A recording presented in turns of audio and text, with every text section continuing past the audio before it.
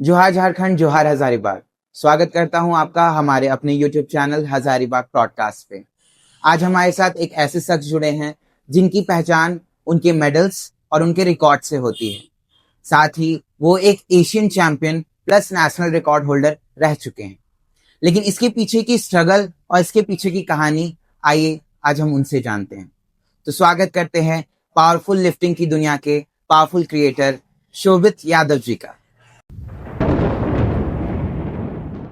Thank you. आप मुझे यहाँ पे इनवाइट किए और बहुत ही अच्छा काम कर रहे हैं कि आप हजारीबाग की कहानी हजारीबाग के जनता के पास लेके आ रहे ओके शोभित, सबसे पहले बात तो मुझे जाननी है, नॉर्मल लड़के से नेशनल रिकॉर्ड होल्डर तक बनने का सफर कब और कहां से शुरू हुआ? ये अगर जर्नी स्टार्टिंग की बात करें तो मैं 9th क्लास में था उस समय। ओके। और उस समय इतना बैक टू बैक इवेंट्स हुए ना कि कुछ अंदर से ट्रिगर हुआ कि मुझे भी ऐसा करना। फर्स्ट मैं जो बोलूँगा कि मोटिवेट हुआ मैं सुल्तान मूवी से। ओके। और उसके बाद ही कुछ 6 से 7 महीने बाद दंगल मूवी आया था।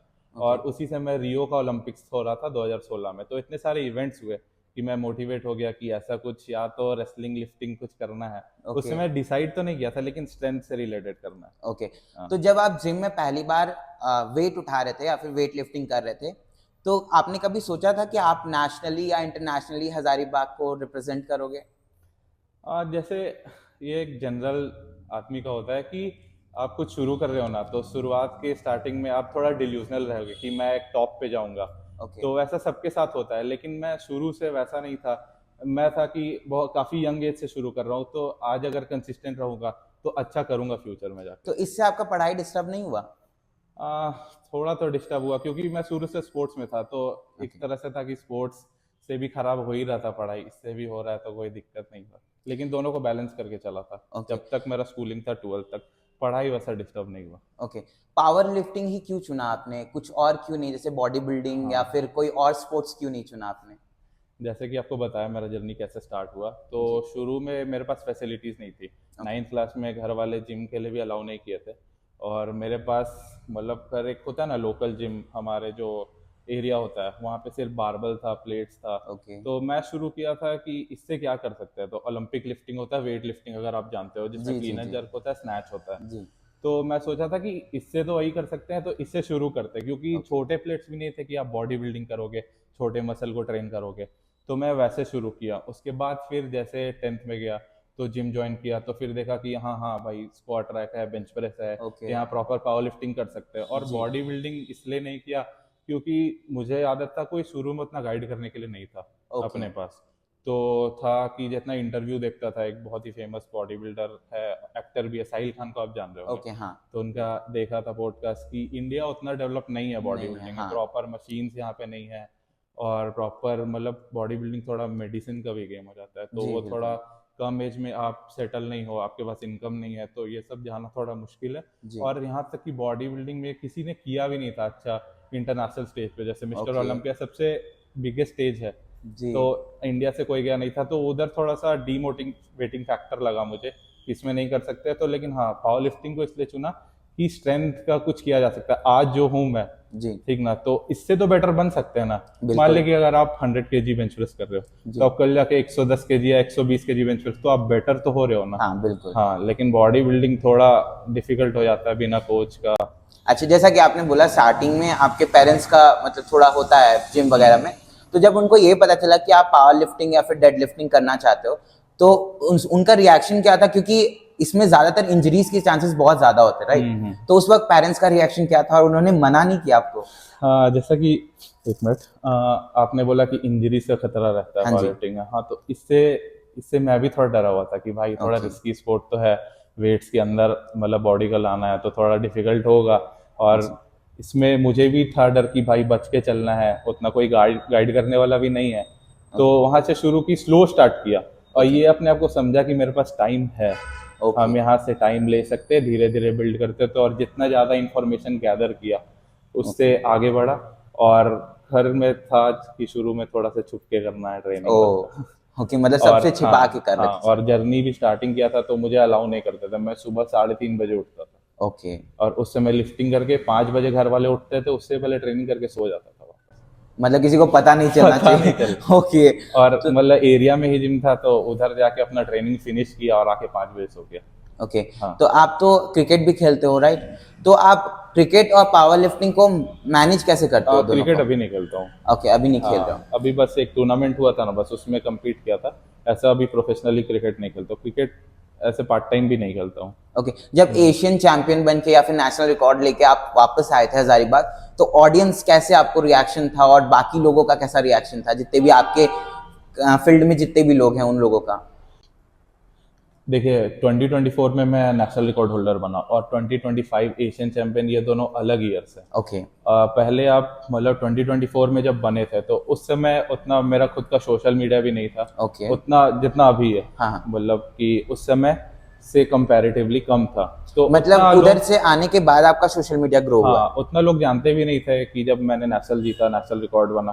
तो और ये स्पोर्ट उतना फ्रंट लाइन स्पोर्ट भी नहीं है, ओलंपिक स्पोर्ट नहीं है, तो उतना इधर से नहीं था। लेकिन जब, हाँ, एशियन चैंपियन जब आप देश के लिए करते हो ओके। तो वो सबका एक सपना होता है कि मैं देश के लिए करूं। बिल्कुल। तो जितना मतलब सिर्फ एथलीट्स नहीं, जी।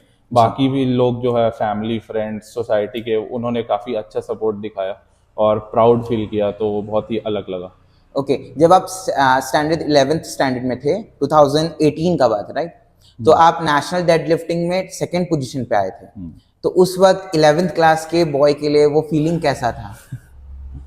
काफ़ी अमेजिंग फीलिंग था, क्योंकि नेशनल चैंपियनशिप अब जब इंडिविजुअली खेलने जाते हो तो ये जी। काफ़ी बड़ी बात है। एक होता है स्कूलिंग नेशनल्स, एक होता है इंडिविजुअल। जी। तो मुझे नहीं लगता है कि किसी ने इंडिविजुअल में वैसा नेशनल्स में कोई किया होगा, मेडल दिया होगा, मतलब अपने स्टेट को या अपने स्कूल को आप कह लो। जी। तो काफ़ी हटके फीलिंग रहता है, और वो क्या उसको बोलते हैं, थोड़ा बयां नहीं कर सकते शब्दों में। ओके, आपने 2015 और 2017 तक डिस्ट्रिक्ट लेवल पे क्रिकेट भी खेला है राइट? तो उसको छोड़ के जब आप पावर लिफ्टिंग में आ रहे थे, तो वो क्या मूव था आपका, क्या थिंकिंग था कि आप उस क्रिकेट को छोड़ के आप पावर लिफ्टिंग में शिफ्ट हुए? देखिए क्रिकेट में काफ़ी लंबे समय से खेल रहा था, ओके।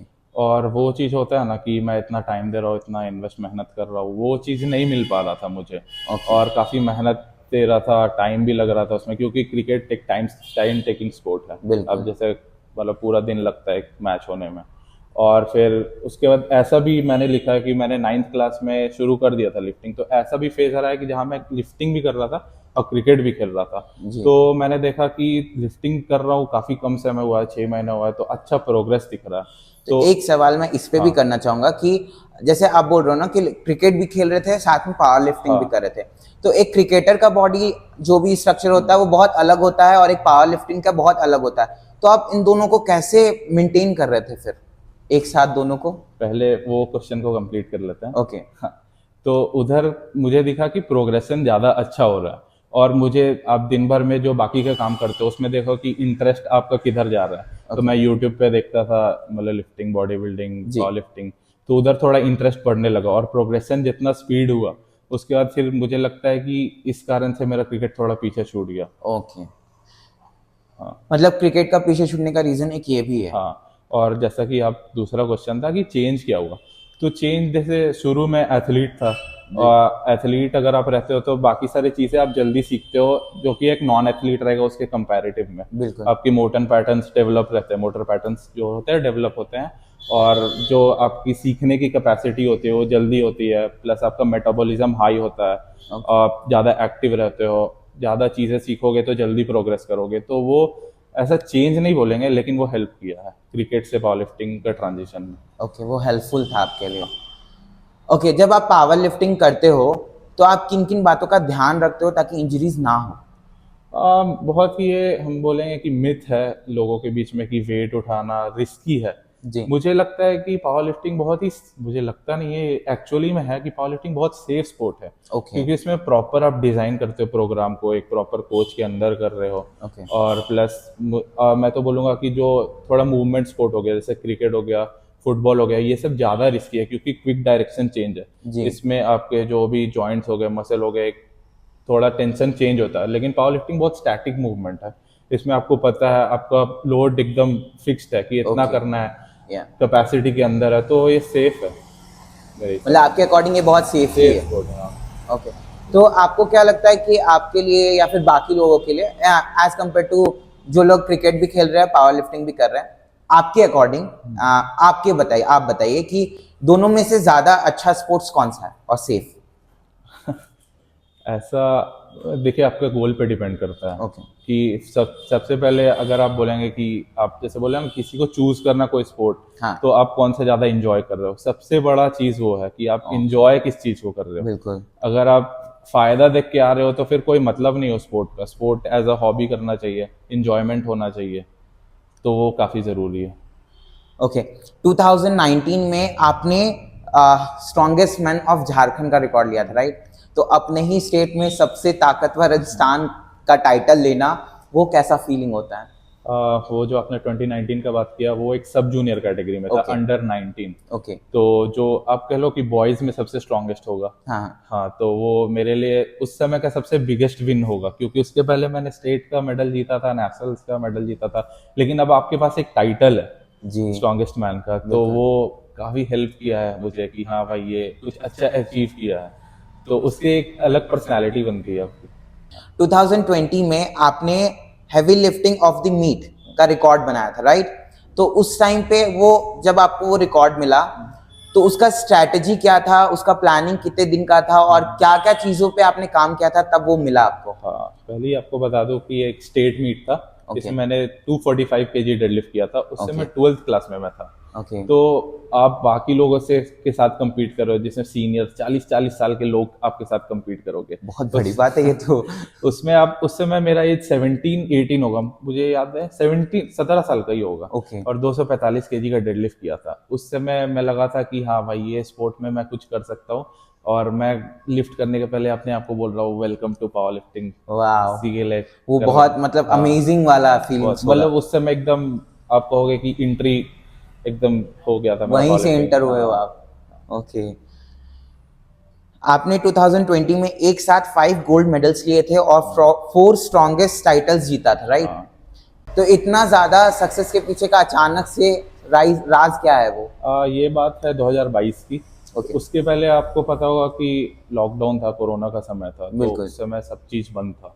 तो वो समय को मैंने यूज़ किया था अपने स्टडी में, मतलब लिफ्टिंग रिलेटेड, न्यूट्रिशन पे काम किया, प्रोग्रामिंग पे काम किया। उस समय मैं सेल्फ कोच था, ओके। और तो उस समय मैं सारी चीज़ें सीखा और फिर सब चीज़ को अप्लाई किया। तो एक होता है ना कि एक समय आता है कि जिस समय आप कुछ भी छूओगे वो सोना हो जाएगा। जी जी जी। तो वो मेरा पीक स्ट्रेंथ चल रहा था, बेंच प्रेस का समय था, जिसमें 4-5 कंपटीशन लगातार हुए थे, सारे में गोल्ड मेडल और स्ट्रॉन्गमैन बना था। नाइस। तो वो सारी चीज़ को मैं, मतलब नॉलेज को इकट्ठा करके, वो जो 2-3 साल का मुझे समय मिला, उसमें मैं अपने आप को तैयार किया, और फिर वापस जब से सब चीज़ खुला, कंपटीशन हुआ, तो जीतना स्टार्ट हो तो गया। आप जब तक आप मेडल्स जीत रहे थे, आपका कोई कोच थे? शुरू में अभी कोच मैंने कुछ 1-2 साल हुआ हायर किया, तो लेकिन पिछला 5-6 साल से मैं सेल्फ कोच ही रहा हूँ। मतलब सेल्फ प्रैक्टिस से इतना हाँ। ज्यादा इम्प्रूवमेंट हुआ है? हाँ। उस वक्त पे आपका डाइट क्या था? क्या शुरू में कि अभी में? नहीं, शुरू में, शुरुआत में जब आप पावर लिफ्टिंग में आए हाँ, थे। एकदम शुरू में किए थे तो जैसे कि स्कूल टाइम में थे तो घर का खाना बेसिक जो घर में मिलता था वो। लेकिन Okay. फिर जैसे जैसे जिम फिर प्रॉपर ज्वाइन किए, 10th के बाद हम ज्वाइन किए थे प्रॉपर जिम, ऐसे आपको बताया ना कि एरिया में हाँ करते हाँ थे। हाँ। हाँ, तो उसके बाद फिर प्रोटीन रिच फूड्स ऐड करना स्टार्ट किए, जैसे अंडा हो गया, चिकन हो गया, वो भी रेगुलर नहीं। अभी जाके हम मतलब फुल टाइम शिफ्ट किए हैं, मतलब Okay. प्रॉपर न्यूट्रिशन में, जब एक कोच के अंदर में आए तो प्रॉपर न्यूट्रिशन तब चले, लेकिन शुरू में घर का खाना और बेसिक प्रोटीन फूड। 2023 में आपने डेड लिफ्टिंग में नेशनल रिकॉर्ड मिस किया, राइट? उसके बाद आपने 2024 में 3 नेशनल रिकॉर्ड्स बनाए। तो उस टाइम पे आपने खुद को कैसे मोटिवेट किया और अचानक से फिर ये 3, वो एक मिस और इधर से 3 मेडल्स और ले आए, वो फेज क्या था, वो जानना है। पहले मैं आपको ये बता दूं कि 2023 के पहले का जो ट्रेनिंग था, जी। मैं स्ट्रेंथ के लिए करता था जनरल, कि हाँ डेडलिफ्ट करना है, बेंच प्रेस करना है। ओके। और उसमें मैं, जब मैं कंपटीशन के लिए गया वहाँ पे, तो देखा कि 286 का वहाँ पे नेशनल रिकॉर्ड है। ओके। तो मुझे लगा कि भाई इसे मैं कर सकता हूँ, 290 केजी डेडलिफ्ट करके आया, 287 तो कर सकते हैं यहाँ पे। ओके। तो उस समय मुझे पता चला था कि नेशनल रिकॉर्ड अपने हाथ में है। तो वहाँ पे लेकिन ये होता है ना कि जिम में आप कर दो, लेकिन कंपटीशन वो अलग बात हो हाँ जाती है। बिल्कुल, हाँ, बहुत अलग तो बात वो है। मिस हो गया। तो उस समय लगा कि भाई ऐसे मतलब नॉर्मल जनरल स्ट्रेंथ के लिए करके हम यहाँ तक पहुँच सकते हैं। Okay. अगर प्रॉपर स्पोर्ट्स स्पेसिफिक का होकर के ट्रेनिंग करेंगे ओके तो काफ़ी सारे रिकॉर्ड्स तोड़ सकता हूँ मैं। टोटल का रिकॉर्ड तोड़ दूंगा, बेंच का तोड़ दूंगा। ओके तो उसके बाद मैं 1 साल का पूरा गैप लिया और काफ़ी चीज़ चेंज किया उसमें, और फिर आके 3 रिकॉर्ड तोड़ा। Okay nice. मतलब वो जो आपने मिस किया उस टाइम पे आपका वैसा प्रिपरेशन नहीं था, उसके बाद आपने बोला कि अब तो चाहिए। मतलब वैसा स्पोर्ट्स स्पेसिफिक प्रिपरेशन नहीं था, लेकिन मैं डेडलिफ्ट के पीछे तो शुरू से पागल तो था ही। ओके 2024 में 4 गोल्ड मेडल के साथ नेशनल चैंपियन बने आप, राइट? तो क्या ये आपके करियर का सबसे बड़ा टर्निंग पॉइंट था? इसके पहले नेशनल्स मेरे पास पावर लिफ्टिंग का मेडल नहीं था। ओके हाँ, तो आप कह सकते हो कि प्रॉपर पावर लिफ्टिंग में उसके बाद प्रॉपर पावर लिफ्टर उसके बाद मैं बना। ओके और नेशनल्स में रिकॉर्ड हुआ, गोल्ड मेडल हुआ। तो होता है ना कि नेशनल चैंपियन अब आप बन चुके हैं। नेशनल चैंपियन आप कोई फिल्म में भी देखते हो, काफ़ी बड़ी बात है। बहुत बड़ी बात है। हाँ, तो वो काफ़ी मतलब मेरा करियर का टर्निंग पॉइंट तो था ही पावर लिफ्टिंग में। ओके पहले मैं स्ट्रेंथ के लिए जाना जाता था, डेडलिफ्ट अच्छा करता, बेंच प्रेस अच्छा, स्ट्रॉन्ग मैन ऑफ झारखंड। लेकिन प्रॉपर आपके पास एक टैग है नेशनल चैंपियन का, तो ओके टर्निंग पॉइंट तो था ही हाँ, तो उसके बाद ही आपके पास एक टैग आया पावर लिफ्टिंग नेशनल चैंपियन का। उसी के बाद मुझे क्वालिफिकेशन मिला इंटरनेशनल्स का, तो ये काफ़ी बड़ा टर्निंग पॉइंट था। ओके 25 में एशियन चैंपियन जब आप इंटरनेशनल स्टेज पे गए, तो उस वक्त आपका फीलिंग्स क्या था? और जब वहाँ पे आई गेस नेशनल एंथम बजता है, हाँ, तो मतलब उस वक्त जब आपके सामने नेशनल एंथम बजे, आप इंटरनेशनल स्टेज पे हो, तो वो फीलिंग क्या होती है? पहले आपके व्यूअर्स को ये बता दूं कि नेशनल एंथम उसी का बजता है जो गोल्ड जीतता है। ओके हाँ, तो ये था कि भाई नेशनल एंथम अपना ही होना चाहिए। ओके हाँ, और साथ ही साथ आप मतलब वेट कैरी कर रहे हो अपने फ्लैग का, तो सिर्फ आप अपने ड्रीम्स और अपने लिए नहीं कर रहे हो। पूरे कंट्री के हाँ, लिए करना होगा। पूरी कंट्री के लिए कर रहा है, जितने लोग देख रहे हैं। और यहाँ तक कि यूट्यूब में स्ट्रीमिंग, जी लाइव स्ट्रीमिंग हो रहा है, तो पूरे देश जो भी पावर लिफ्टिंग से जुड़े हैं, वो तो देख ही रहे हैं, आपके घर वाले देख रहे हैं। तो ओके काफ़ी बड़ा वेट था मेरे लिए, और काफ़ी प्राउड मोमेंट। सबका एक सपना होता है कि इंटरनेशनली करे। जब आप मतलब अगर आप बचपन में क्रिकेट खेलते होगे, या जितने लोग हम लोग क्रिकेट खेलते हैं, वो जी लोग सोचते थे कि भाई मेरे वजह से मेरा नेशनल टीम जीते। बिल्कुल तो क्रिकेट में तो वो नहीं हो पाया, तो अपने वजह से अपना कंट्री जीता, तो ये एक ड्रीम कम ट्रू मोमेंट था। ओके रिकॉर्ड तोड़ना बहुत बड़ी बात होती है, राइट? बट अपना ही रिकॉर्ड बना के और फिर उसको तोड़ देना, इस पॉइंट पे आप मतलब वो अपना रिकॉर्ड तोड़ने के लिए फिर क्या क्या चीज़ों का चेंजेस किया, क्या क्या हाँ चीज़ें अपना बदले एक्सरसाइज में या फिर जो भी ट्रेनिंग करते हो उसमें, तो वो चीज़ आप बताओ। हाँ, जैसे 2023 हारने के बाद मैं कमबैक कर रहा था 2024 में। जी तो उस समय तो था ही कि मैं सीख भी रहा हूँ, ओके प्रॉपर पावर लिफ्टिंग में सीख रहा हूँ, और ट्रेनिंग में काफ़ी चेंज करके मैंने जीता। जी लेकिन हाँ, 2024 के बाद मैं काफ़ी चीज़ सीख चुका था। और ओके आपके ऊपर ये भी है कि भाई अपना टाइटल को, अपना नाम को बैक करना है। जी तो एक डोमिनेशन माइंडसेट आ जाता है कि आपको यहाँ से एकदम डोमिनेट करना है। जी तो ये सारे ट्रेनिंग में चेंजेस हुए, और फिर 2025 में इंटरनेशनल्स मेडल, और फिर जो अपने सारे रिकॉर्ड थे वो साथ ही साथ टूट गए। 2026 में झारखंड प्रीमियर लीग में क्रिकेट में आप वापस से इंटर किए और टॉप 3 हिटर्स में आपका नाम आया। तो क्या ये पावर लिफ्टिंग का जो भी ट्रेनिंग था वो आपका हेल्प किया इस चीज़ में? जैसे आप बोल रहे हैं कि टॉप 3 6 हिटर्स में मेरा नाम था, जी तो पहले मैं क्रिकेट करता था तो मैं ऑफ स्पिनर था। ओके और उस समय मैं हार्ड हिटर नहीं था, लेकिन जब ट्रांजिशन हुआ पावर लिफ्टिंग के बाद, तो मेरा हाथ में काफ़ी जान है, मेरे रिस्ट में, फोर आर्म्स में। तो उतना बस हमको टाइम करके बस उसको प्लेसिंग करना, बाकी आपके पास स्ट्रेंथ तो है ही। ओके तो वो काफ़ी हेल्प किया है मुझे हार्ड हिट्स लगाने में। तो ओके वो स्ट्रेंथ काम करता है। कहीं भी मैं बाकी लोगों को बताऊंगा कि बहुत लोग बोलते हैं कि स्ट्रेंथ ही क्यों, हाइपरट्रॉफी के लिए क्यों नहीं ट्रेनिंग करे, फिजिक के लिए क्यों नहीं, लेकिन स्ट्रेंथ सब चीज़ का बेस है। चाहे ओके आप कुछ भी करो, बास्केटबॉल, फुटबॉल, स्ट्रेंथ आपका बेस बनेगा। जी तो स्ट्रेंथ आपको कोई भी चीज़ में हेल्प करेगा, ओके तो वो डेफिनेटली हेल्प किया है। तो अभी क्रिकेट कंटिन्यू करना है? नहीं, वो बस वो इन्फ्लुएंसर्स प्रीमियर लीग था। ओके सारे जो क्रिएटर थे वो लोग बस compete कर रहे थे, तो वैसा प्रॉपर क्रिकेट का टूर्नामेंट नहीं था। मतलब आपका जो हाँ, भी करियर है वो पावर लिफ्टिंग में ही पावर है? लिफ्टिंग से, हाँ। अच्छा पावर लिफ्टिंग की हैवी ट्रेनिंग के बाद क्रिकेट जैसे एलिगेंट गेम्स खेलना कितना चैलेंजिंग होता है? देखिए, पहले आपको ये बता दूं कि दोनों स्पोर्ट काफ़ी अलग है, एक स्ट्रेंथ स्पोर्ट है। बिल्कुल और क्रिकेट में आपको काफ़ी चीज़ें लगने वाली है, जैसे स्पीड हो गया, स्टैमिना हो गया। जी तो ये पूरा ट्रेनिंग में एक मेरा दोस्त है हेमंत, उसने काफ़ी मुझे हेल्प किया था ओके। कि भाई तू पहले बहुत अच्छा क्रिकेट खेलता था, अभी तेरे पास मौका है और तुमको सब चीज़ पहले से पता है कि क्या करना है, क्रिकेट के फील्ड में क्या होता है। ओके। तो बस तुम्हें वो जो तुमने जो बस सीखा है, जो लास्ट तुमने 5-6 साल सीखा है, जी। इधर आके बस तुम 6 हफ्ता में उससे तुम वापस वोटर पैटर्न में आओ, वो मोमेंटम गेन करो और फिर Okay. तुम परफॉर्म करो। ऑलरेडी तेरे पास स्ट्रेंथ है। मैं बाकी भी अलग फिजिकल एक्टिविटीज़ करता हूँ, स्टेप्स हो गए या फार्मर फार्मर वॉक होता है, कैरीज होता है, तो वो सब जनरल स्ट्रेंथ रहता है Okay. और फिजिकल फिटनेस भी रहता है। जी। तो वो सब भी काफ़ी हेल्प किया। ओके। तो कहीं ना कहीं हेल्प तो करता ही है। और वैसा नहीं कि काफ़ी अलग हो जा रहा है, आप फिजिकली इतना इन्वॉल्व हो दिन भर में, जी। मतलब स्प्रिंट ये सब तो लगा ही सकते हो। जी। अच्छा, हजारीबाग में मतलब सबके पीछे कोई ना कोई एक हाथ होता है, तो आपके पीछे का जो बैकबोन कौन है?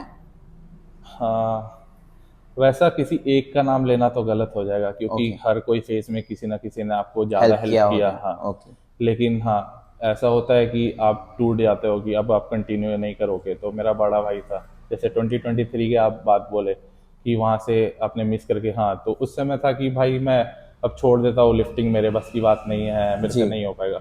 तो उसने एक ही बात बोली थी कि भाई तू इतना समय से कर रहा है, एक भी नेशनल रिकॉर्ड तेरे नाम नहीं रहेगा, ये गलत हो जाएगा। ओके। तो मतलब इमोशनल सपोर्ट उधर से हाँ, मिला। इमोशनल फिजिकल वो भी अच्छा पावर लिफ्टिंग करता है। ओके। हाँ, और क्रिकेट भी, हम लोग दोनों पावर लिफ्टिंग ही करते हैं, क्रिकेट भी करते हैं। आपके अपने भाई हैं? हाँ, ओके। तो देखने में भी सेम ही लगेंगे। तो तो उधर से फिजिकल सपोर्ट ट्रेनिंग में भी चाहिए तुम्हें सपोर्ट, तो वो भी है इमोशनल। हर का कोई रखता है तो इससे बेटर कुछ नहीं हो कुछ सकता। नहीं हो सकता। अच्छा, झारखंड जैसे स्टेट से निकलकर एशियन चैंपियन बनना और यहाँ की फैसिलिटीज और स्ट्रगल्स के बारे में आप कुछ बताओ। काफ़ी लंबे समय से मैं पावर लिफ्टिंग कर रहा हूँ, तो जी। उस समय प्रॉपर जिम नहीं होते थे पावर लिफ्टिंग के जैसे। इसमें अलग आपको बारबल मिलेगा, अलग प्लेट्स मिलेगा, प्लेटफॉर्म होना चाहिए, प्रॉपर रैक होना चाहिए। तो मैंने कमर्शियल जिम से स्टार्ट किया, ओके। जो रेगुलर बारबल ये सब होते हैं। जी। तो इक्विपमेंट में तो काफ़ी चेंज आया, हाँ, लेकिन उस समय कोई सिखाने वाला भी नहीं था। ओके। और अभी जो फैसिलिटीज़ आ गए हैं, अब देखेंगे कि बाकी सारे जिम में भी आपको कॉम्बो रैक सब दिखने को मिलेगा जो पावर लिफ्टिंग में लगते हैं। हाँ हाँ। और पावर लिफ्टिंग का नॉलेज भी काफ़ी बड़ा है, मैं ओके। खुद इतना अभी जीता हुआ हूँ। तो मैं ये चाहता हूँ कि जो मैंने फेस किया है वो सारे ईयर्स में, कि कोई सिखाने वाला नहीं था, तो मैं एक तरह से गाइडेंस देना चाहता हूँ कि हाँ भाई मैंने कर रखा है, तो अगर किसी को चाहिए तो मैं वो भी प्रोवाइड करता हूँ। अच्छा, एक चीज और, जैसे अभी जो हजारीबाग के जो भी यूथ आ रहे होंगे, जो न्यू आ रहे हैं, उनको आप क्या बोलना चाहोगे? जो भी पावर लिफ्टिंग के स्टेज पे आ रहे हैं, तो उनको आप क्या मैसेज देना चाहोगे अपने थ्रू? टाइम लेना चाहिए, ऐसा प्रोसेस को रस नहीं करना चाहिए, और प्रॉपर पहले या तो आप खुद से सीखिए कि प्रोग्रामिंग न्यूट्रिशन कैसे होता है, या किसी को हायर करिए जो आपको ये सारी चीज़ें करके दे। और से रश करके कोई फ़ायदा नहीं है। ओके। आपके लिए, आपके जैसे पावर लिफ्टर के लिए क्या लगता है आपको, डाइट ज्यादा जरूरी है या रिकवरी? डाइट रिकवरी का ही पार्ट हो जाता है। ऐसा ओके। आपने बहुत फेमस कोट सुना होगा कि 30% डाइट है, 70% हाँ स्लीप। हाँ। लेकिन मेरा ये मानना है 100% डाइट, 100% स्लीप, 100% ट्रेनिंग। अगर ओके। आप सब चीज़ में 100% दोगे तब आप 100% एथलीट बनोगे। ओके। ऐसा कोई 30% 70% रूल नहीं कुछ होता। भी नहीं है, वो बस मिथ है। हाँ। ओके। ओके। आपने डेडलिफ्ट, बेंच प्रेस और पावर लिफ्टिंग सारे तरीके के सारी फील्ड में आपने मेडल्स जीता, राइट? तो आपका फेवरेट लिफ्ट कौन सा है? देखिए, कोई भी आप पावर लिफ्टर से पूछोगे कि इसका फेवरेट लिफ्ट कौन सा है, तो एक फेज होता है। ओके। जैसे कि आप कोई कंपटीशन के लिए प्रेप कर रहे हो, तो हाँ भाई इसमें हम स्क्वाट अच्छा कर रहे हैं, बेंच प्रेस अच्छा कर रहे हैं, वो हर अलग अलग फेज का अलग अलग लिफ्ट बोलेगा कि इस समय मैं ज़्यादा अच्छा बेंच प्रेस कर रहा था। ओके। लेकिन ऑल टाइम फेवरेट मेरा डेड लिफ्ट है। डेडलिफ्ट ही है। ओके। कभी आपको डर नहीं लगा डेडलिफ्ट करते हुए? क्योंकि बहुत सारे ऐसे देखा है एथलीट्स का कि डेडलिफ्ट करते हुए कभी नाक से ब्लड आता है या फिर ब्रेन हैमरेज हो जाता है, कुछ भी होता है, थोड़ा इंजरी आ जाता है, तो उस टाइम पे आपके दिमाग में क्या था? तीनों लिफ्ट के कंपैरेटिव में सबसे सेफ डेड लिफ्ट है, क्योंकि वही है। हाँ, क्योंकि आप जैसे फेल करने वाले तो हाथ से छोड़ दोगे रॉड, ओके। लेकिन स्क्वाट आपके ऊपर में है, बेंच प्रेस भी ऊपर ही आपको है। हैम्पर कर सकता है, लेकिन सेफ है डेडलिफ्ट। ओके, मतलब हाँ, उतना ज्यादा रिस्की नहीं रिस्की है। नहीं है। हाँ, ओके। और उसमें इसेंट्रिक लोडिंग भी नहीं है ना, तो एक होता है कि ओवरलोड होने का कोई चांस नहीं, या तो आप उठाओगे या छोड़ ही दोगे। अच्छा, एक आम लड़का जो जिम जाता है, वो कैसे पहचाने कि वो पावर लिफ्टिंग के लिए बना है या बॉडी बिल्डिंग के लिए? देखिए पावर लिफ्टिंग और बॉडी बिल्डिंग दोनों काफ़ी अलग चीज़ है। हाँ, बहुत पहले अलग। बॉडी बिल्डिंग की बात करें कि आपको शुरू में भी मैंने आंसर किया, उसके लिए आपको रिसोर्सेस होने चाहिए। हाँ। बिना मेडिसिन के आप स्टेज पे नहीं जा सकते, ऐसा बात है। और पावर बॉडी बिल्डिंग के लिए प्रॉपर जेनेटिक्स होने चाहिए, मसल बेलीज वैसा राउंड होना चाहिए। अच्छा, एक चीज हाँ। और मैं पूछना चाहूंगा कि बॉडी बिल्डिंग में वो एक्चुअल में मेडिसिन लेना पड़ता है? वरना वो बॉडी का वो शार्पनेस नहीं आता है स्टेज पे। ओके। आप अच्छा मसल मास पुट ऑन कर सकते हो, अच्छा स्ट्रेंथ पुट ऑन कर सकते हो, कम बॉडी फैट पे भी दिख सकते हो, लेकिन वो जो होता है ना स्टेज रेडी जिसको बोलते हैं, एकदम हाँ। रिप्ड एब्स दिख रहे हैं, वो सब वो बिना मेडिसिन का पॉसिबल नहीं है। मतलब जितने भी लोगों मतलब को हम आप लोगों ने देखा है वो बिलीव मेडिसिन भी नहीं होता है। करोगे, आप जैसे डिस्ट्रिक्ट पे जाओगे, कोई भी कॉलेज का इवेंट हो रहा है बॉडी बिल्डिंग में, आप बिलीव भी नहीं करोगे, जो प्लेसिंग नहीं ला पा रहे हैं वो लोग भी स्टेरॉइड्स पे होते हैं। Oh my God. हाँ, तो वो उसके बिना पॉसिबल ही नहीं है, क्योंकि स्टेज पे कुछ दिखेगा ही नहीं, आपको टी शर्ट उतारने में शर्म आएगा।